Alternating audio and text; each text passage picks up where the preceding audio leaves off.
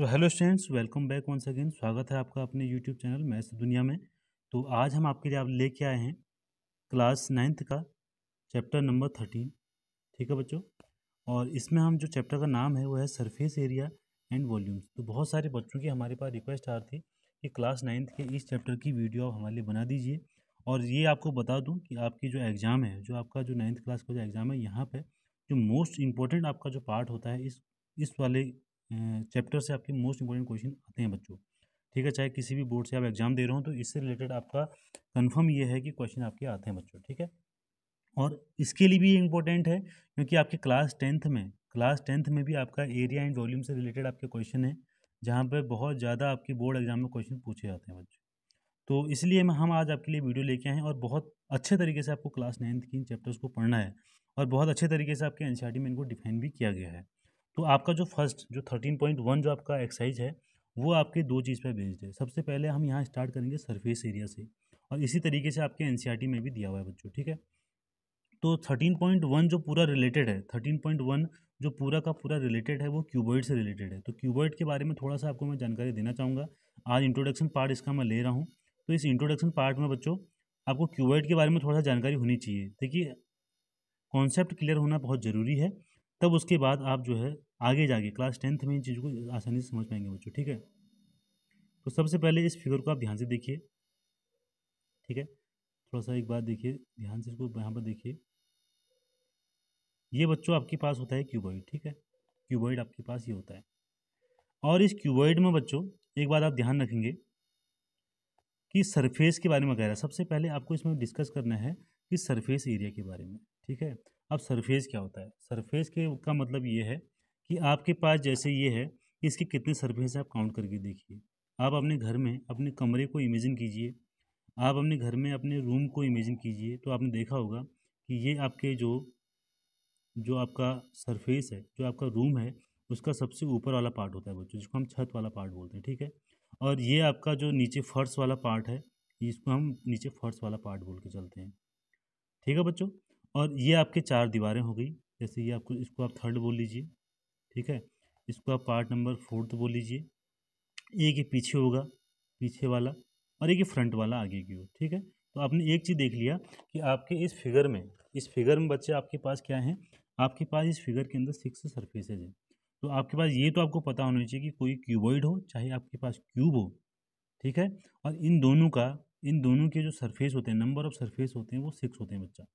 इतनी बात सबके समझ में आ गई होगी, और इतनी बात बच्चों को नॉर्मली पता भी होगी, इतना मुझे भी लगता है।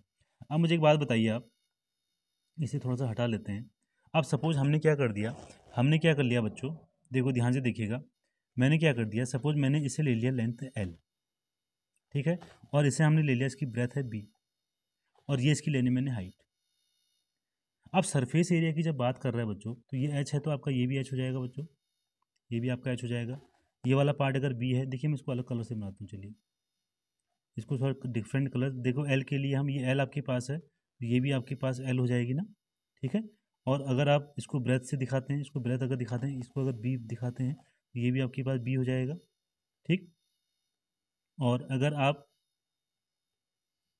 इसे अगर हाइट बोलते हैं, इसे अगर हाइट बोलते हैं, तो ये भी आपके पास हाइट हो जाएगी, और इस जितनी भी हमारे पास है ये सब क्या हो जाएंगे, हाइट हो जाएंगे। ठीक है बच्चों, इस तरीके से। और यहाँ पे आपका ये वाला पोर्शन आपका क्या हो जाएगा, एल हो जाएगा। देखिए ध्यान से समझिए, बहुत धीरे धीरे मैं आपको इन चीज़ों को समझाऊंगा, क्योंकि ये आपका एक ऐसा पार्ट है जो आपको 10th में भी बहुत यूज होगा बच्चों। ठीक है, ये आपका बी हो जाएगा। ठीक है, तो इस तरीके से आपने ये इस पूरे फिगर को ड्रॉ कर दिया बच्चों। अब मेरी बात आप ध्यान से सुनिएगा, ध्यान से सुनिएगा, हमको सरफेस एरिया की बात करनी है। बिल्कुल भी कोई भी बच्चे इस बात को ये ना समझें कि भाई हमें क्या बताने जा रहे हैं। देखिए बच्चों, कॉन्सेप्ट जब तक क्लियर नहीं होंगे ना, कॉन्सेप्ट जब तक क्लियर नहीं होंगे, तब तक आप समझ लीजिए कि आगे पढ़ के कोई फ़ायदा नहीं है।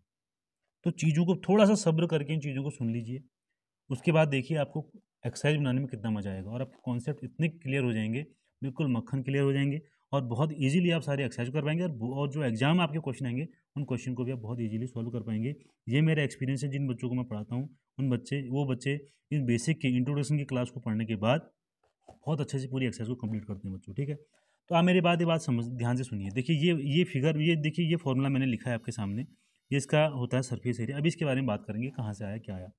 अब मुझे एक बात बताइए आप अब आप लोग मुझे एक बात बता दीजिए बच्चों, कि ये देखिए, अगर मैं इस वाले सरफेस की जो आपके रूम पे है जो ये है, अगर मैं इसकी बात करूँ, ठीक है, इसकी बात करूँ और इसकी बात करूँ ऊपर वाले की, ठीक है, इसकी बात करूँ अगर बच्चों में, ठीक है, तो इसकी अगर मैं बात करता हूँ बच्चों, तो ये देखिए कि इसकी लेंथ है, इसकी ब्रेथ है, तो आप अगर देखे जाए, अगर इसको अलग करके देखें इस पार्ट को, तो ये आपको एक रेक्टेंगल का शेप का लगेगा। किस शेप का लगेगा? रेक्टेंगल का शेप का लगेगा। लगेगा कि नहीं लगेगा बताइए? और रेक्टेंगल का एरिया आपको पता है क्या होता है बच्चों? देखो सरफेस एरिया की बात कर रहा है, तो जितने भी सरफेस है ना, इसके 6 सरफेस अभी हमने काउंट किए, इन सारे सरफेस का एरिया निकालेंगे, उनको सम कर देंगे, ठीक है। आपको बिल्कुल फॉर्मूला रटने की ज़रूरत है ही नहीं। आपने क्या करना है, सारे के सारे सरफेस को लेना है, उस सरफेस को ऐड करना है, और उनको ऐड करके आप देखेंगे तो पूरा आपका सरफेस एरिया आ जाएगा पूरी क्यूबॉइड का, ठीक है। तो यहाँ पर देखिए इसका एरिया कितना हो जाएगा, इस वाले पार्ट का एरिया कितना हो जाएगा, इस वाले और इस वाले का, इसका एरिया कितना हो जाएगा, लेंथ इंटू ब्रेथ, आपको पता है लेंथ इंटू ब्रेथ होता है, और यहाँ भी लेंथ इंटू ब्रेथ होता है। तो बताइए, आप यहाँ देख लीजिए, यहाँ लिखता हूँ कि आपने लिख दिया लेंथ इंटू ब्रेथ, फिर इसमें आपने ऐड कर दिया लेंथ इंटू ब्रेथ। क्यों किया? क्योंकि दो हैं, सेम तरीके के सरफेस है हमारे पास, ठीक है। तो क्या इसको मैं ये लिख सकता हूँ, इसे मैं फाइनली ये लिख सकता हूँ कि ये 2 लेंथ इंटू ब्रेथ हो जाएगा, ठीक है, ये हो जाएगा ना। अच्छा जी, अब मैं आगे चलता हूँ नेक्स्ट सरफेस पे, अब नेक्स्ट सरफेस पे चलता हूँ, नेक्स्ट सरफेस पे बात करते हैं। अब इस सरफेस की बात कर लेते हैं ज़रा, इस वाले सरफेस की बात कर लेते हैं। एक ये सरफेस है, और सेम इसी तरीका सरफेस एक हमारे पास ये भी है, ये वाला सरफेस भी हमारे पास, समझ में आ गया। अब अगर इसको देखेंगे, आप इसको गौर से देखिए बच्चों, इसको आप अगर गौर से देखते हैं तो ये भी आपका एक रेक्टेंगल बनेगा। देखिए इसको ध्यान से देखिए ऐसे, ठीक है। जितना देखिए एक छोटी सी सुविधाओं में जितना बेटर आपके लिए हो सकता था ना, मैं वो कोशिश कर रहा हूँ बच्चों, ठीक है। बाकी आपको कैसा लगता है आप कमेंट बॉक्स में जरूर बताइएगा। हमने क्या किया, देखिए ये भी आपका एक रेक्टेंगल शेप का लग रहा है। इस रेक्टेंगल के लिए हाइट क्या हो जाएगी, h, और ब्रेथ क्या हो जाएगी, b, ठीक है। तो क्या मैं, अब ये है और ये सेम ये है, तो इसका इसका एरिया और इसका एरिया एक जैसा ही होगा। तो यहाँ पर मैं लिख दूँ 2 multiply, sorry, b into H लिख देते हैं, चलो b इंटू एच ही लिख देते हैं, थोड़ा सा इसको इधर लिख लेते हैं। क्या मैं इसको लिख दूँ प्लस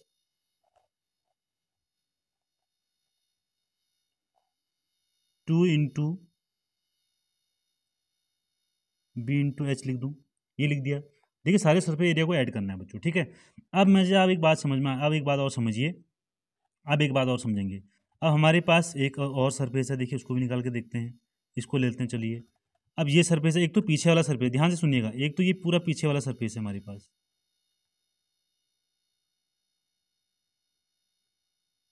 ये पूरा पीछे वाला सरफेस है बच्चों, ठीक है।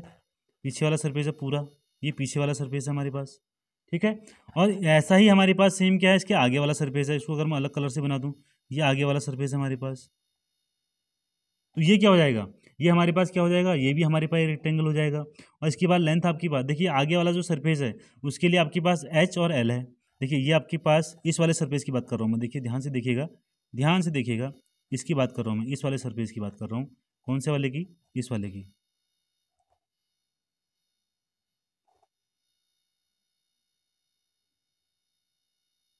क्या ये रेक्टेंगल है? नहीं है। और ऐसा ही आपका एक पीछे बन रहा है, देखिए ये देखिए, ये भी आपका एक रेक्टेंगल बन रहा है। तो इसकी आपके पास, इसकी हाइट कितनी है, इसकी जो लेंथ आएगी वो हो जाएगी आपके पास h, और इसकी जो ब्रेथ हो जाएगी वो l हो जाएगी बच्चों, हो जाएगी ना। तो इसके लिए हम क्या लिखेंगे, इसके लिए हम लिख दिया plus 2 into H multiply L, ठीक है। तो ये हमने देखा कि ये क्या आ गया, इसका सरफेस एरिया बच्चों, इसको बोलते हैं सारे सरफेस का एरिया। आप निकाल लीजिए, वो आ जाएगा आपके पास ये। और इन्हीं में से आपने क्या किया, 2 कॉमन ले लिया, फाइनली आपने क्या किया, 2 कॉमन लिया है। और 2 कॉमन लेने के बाद क्या हो जाएगा, यहाँ पर आपका एल भी बच गया, यहाँ पर आपके पास क्या हो गया, बी इंटू एच आ गया, और प्लस आपके पास यहाँ पर क्या आ गया, एच इंटू एल, ठीक है। तो यही फॉर्मूला हमारा बन गया बच्चों ये। तो ये फॉर्मूला आपका कहाँ से आया, ये चीज़ आपके समझ में आ गई होगी, इतनी बात सबको बच्चों को समझ में आ गई होगी। अगर आपको अच्छा लगा हो बच्चों, तो ज़रूर आप इसमें कमेंट करिएगा बच्चों, ज़रूर आप कमेंट करिएगा, ठीक है। अब चलते हैं नेक्स्ट पार्ट पे, ठीक है। अब देखिए ये तो हमने बात कर ली, ये हमने बात करी किसकी, ये हमने करी, इसको बोला जाता है टोटल सरफेस एरिया। इसको क्या बोला जाता है बच्चों, इसको बोला जाता है total surface area of cuboid. अब यहाँ पर एक एरिया और कर रहा है, ये बात इसकी कर रहा है किसकी, ये बोलता है lateral surface area of cuboid क्या होता है। तो लेटरल एरिया ऑफ क्यूबॉइड क्या होगा, आपको क्या करना है ना, आपको इस पूरे फिगर में से, आपको इस पूरे फिगर में से जो आपका ये वाला पार्ट है, कौन सा वाला बच्चों, इसको देखते हैं, ये वाला पार्ट है जो, ठीक है, कौन सा वाला,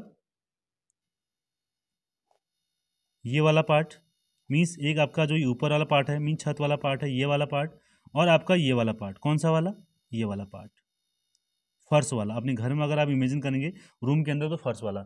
अगर आप इस पूरे सरफेस एरिया में से इन दो सरफेस एरिया को माइनस कर देते हैं, मीन्स हमने कौन सा वाला माना था बच्चों, ये तो ये वाला पार्ट था, इसका सरफेस एरिया अगर आप मान कर ले, अगर आप क्या करते हैं माइनस कर देते हैं, तो आपका जो एरिया बन जाएगा वो लेटरल सरफेस एरिया बन जाएगा बच्चों, ठीक है। मीन्स आपसे क्या कह रहा है, केवल फोर जो आपकी दीवार है ना रूम के अंदर, जो आपकी फोर जो दीवार हैं, जो आपकी वॉल्स हैं, उनका जो एरिया है वही आपका क्या होता है, लेटरल सरफेस एरिया होता है। तो आप देखिए सीधा सा सिंपल सा क्या किया, इस पूरे में से इसको हटा दीजिए। आप क्या करिए, आप इस वाले पूरे को हटा दीजिए बच्चों, ठीक है। अब हमारे पास क्या बच जाएगा, हमारे पास ये वाला पार्ट बच जाएगा, कौन सा वाला, ये वाला पार्ट बच जाएगा केवल। अब यहाँ से टू कॉमन लेके देखिए, अब यहाँ से टू कॉमन लीजिए, तो क्या हो जाएगा, इक्वल टू, देखिए यहाँ पर आपका क्या हो जाएगा, हो जाएगा आपका टू कॉमन लेंगे तो टू हो जाएगा B into H plus H into L, ठीक है ना। तो और यहाँ से टू कॉमन ले लीजिए बाहर, और तो ये आपका ये पूरा यहाँ से आप एच भी कॉमन ले लीजिए, एच कॉमन ले लेंगे तो ये वाला फॉर्मूला आ जाएगा। तो समझ में आया ना किस तरीके से इन फॉर्मूलों को बनाया गया बच्चों। तो आई होप आपको समझ में आया होगा, बहुत अच्छे तरीके से मैंने आपको ये पहला वाला पार्ट आपको समझाया बच्चों। अब क्यूबॉइड के बाद हम चलते हैं क्यूब के अंदर, ठीक है। अब क्यूब के अंदर इन चीज़ों को समझते हैं। तो बच्चों आप क्यूब के लिए समझते हैं जी, ठीक है। तो मैं क्यूब आपके सामने बनाता हूँ पहले एक। अब क्यूब और क्यूबॉइड में क्या डिफरेंस है, पहले बच्चों को ये भी पता होना चाहिए। देखिए जो क्यूबॉइड होता है वो समझ लीजिए आपका रूम या फिर एक मैच बॉक्स जो आप घर में यूज करते हैं, ठीक है। उस मैच बॉक्स को भी आप क्या ले सकते हैं,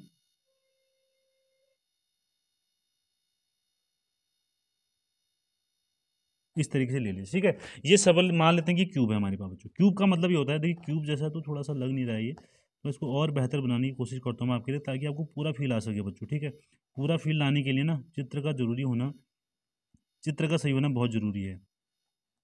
आया समझ में, तो देखिए